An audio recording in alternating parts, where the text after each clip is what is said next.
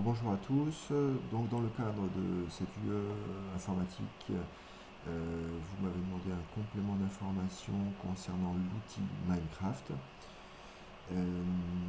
Alors, avec les cinquièmes, nous réalisons dans le programme qui est ouvrage d'art et habitat une série de maquettes de ponts, pour lesquelles nous passons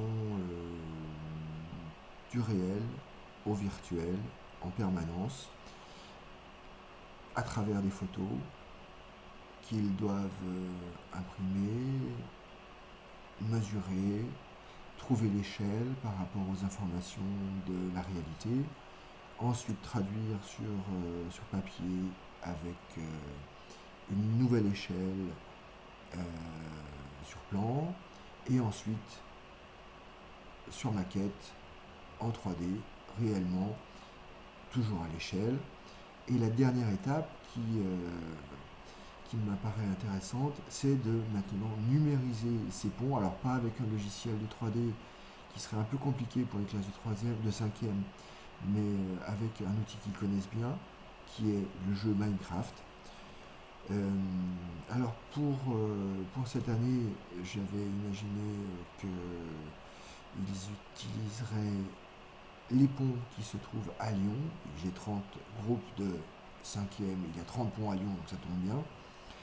Donc pour ce faire, j'ai utilisé un logiciel qui s'appelle WordPainter, dans lequel j'ai modélisé un monde, alors un monde voilà, circulaire, qui est un zoom en fait de la ville de Lyon, avec ces deux cours d'eau qui traversent, donc le Rhône ici et la Saône par là, qui se rejoignent ici à Confluence. Alors c'est un monde vierge, un monde totalement vierge, exempt de bâtiments, exempt de routes, etc. Mais dans lequel on retrouve quand même bien notre parc de la Tête d'Or avec son île, ses deux îles, et puis ici l'île Barbe sur la Seine, la Saône, pardon. Euh, Ce monde a été ensuite exporté vers Minecraft, et si on ouvre maintenant l'outil Minecraft, alors j'ai déjà lancé le serveur qui est ici, le serveur est prêt, c'est Lyon, alors troisième version de Lyon, Lyoncraft, troisième version. Donc en mode multijoueur, si je me connecte rapidement, donc j'ai déjà un serveur, je rejoins ce serveur et je suis un professeur, les élèves eux se connecteront en tant qu'étudiants, tout un tas de fonctionnalités possibles avec le professeur mais pas possibles avec l'étudiant. Alors j'ai un mot de passe bien sûr, donc je précise ici et je me connecte. L'authentification se fait, on charge le terrain, donc Lyoncraft qui est ici. Alors on est tout de suite au bord de l'eau. Alors je vais mettre en grand écran pour qu'on voit un petit peu mieux, je reprends la partie. Alors une fonctionnalité propre au mode professeur, c'est de pouvoir passer en mode créatif et d'augmenter la vitesse de déplacement. Voilà. Et ce mode créatif me donne des super pouvoirs, et notamment, si je clique deux fois, je peux m'élever dans le ciel et me déplacer en volant.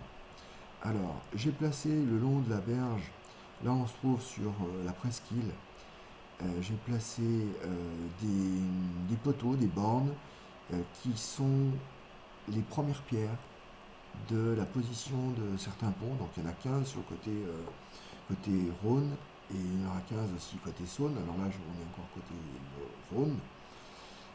Si on se déplace un petit peu, donc ils sont placés à peu près aux bons endroits. Pas facile d'avoir la bonne échelle, parce que si on revient sur WordPainter, on se rend compte qu'ici on a une échelle qui nous parle en bloc, sachant qu'un bloc correspond à 1 mètre, grosso modo. Et vous voyez qu'ici, 200 blocs correspondent grosso modo à 2 carreaux, et 2 carreaux, donc un peu moins de 2 carreaux. Donc on a sur un carreau à peu près une centaine de mètres, allez, je crois que c'est 130 mètres grosso modo. Et on n'est pas à une échelle très très précise. Mais malgré tout, bon, on est à peu près à l'échelle. Reprendre la partie.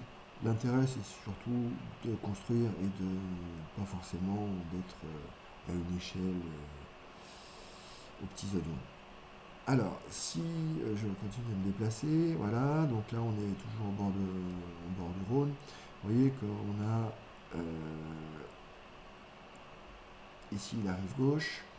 Si je me déplace, alors on n'est pas non plus dans un paysage qui correspond à la réalité.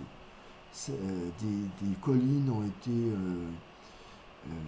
générées un petit peu aléatoirement et on est certainement très loin de la réalité. C'est pas grave. C'est pas grave, ça ne change rien à l'aspect créatif du jeu.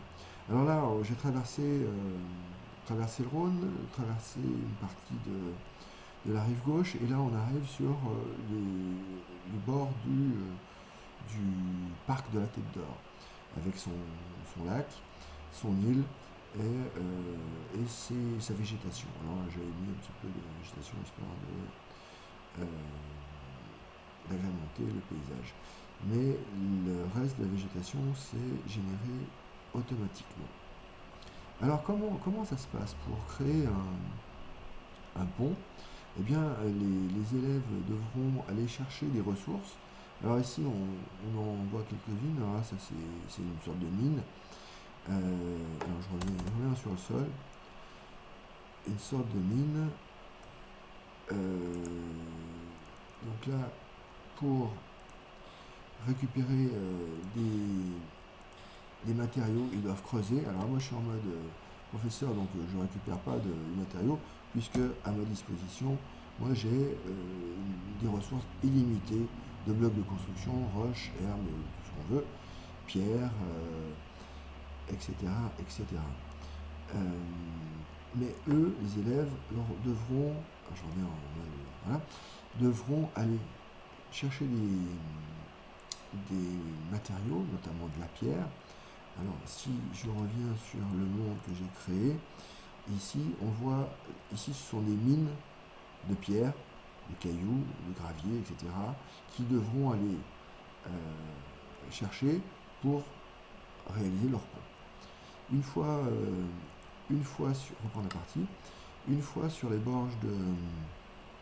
Alors moi je suis revenu en mode normal, donc je vais m'élever à nouveau pour pouvoir voler avec mes super pouvoirs, trompé de bouton. Une fois sur les berges de la rivière, je vais descendre, pour pouvoir créer leur pont, il va falloir d'abord qu'ils creusent pour retrouver un sol dur, puisque là ils sont dans la terre, c'est de la terre meuble, donc il va falloir creuser quand même assez profond pour retrouver, alors il faut que je m'approche un peu, voilà, toc.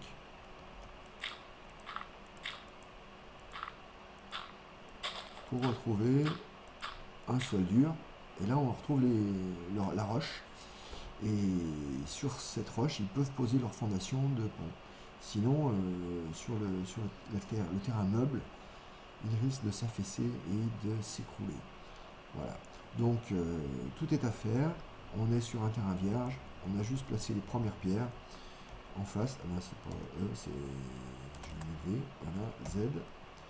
J'ai placé juste les premières pierres qui symbolisent la position des ponts. Alors ils sont numérotés, ces poteaux. Ici il y a aussi une information qu'ils devront lire. Ce sera le nom des ponts, mais ils les connaissent déjà tous puisqu'ils ont déjà travaillé sur le sujet. Voilà pour le début de cette aventure Minecraft. Je ne manquerai pas de vous montrer les prochaines réalisations, les premières réalisations et les travaux de nos élèves. Merci, à bientôt. Au revoir.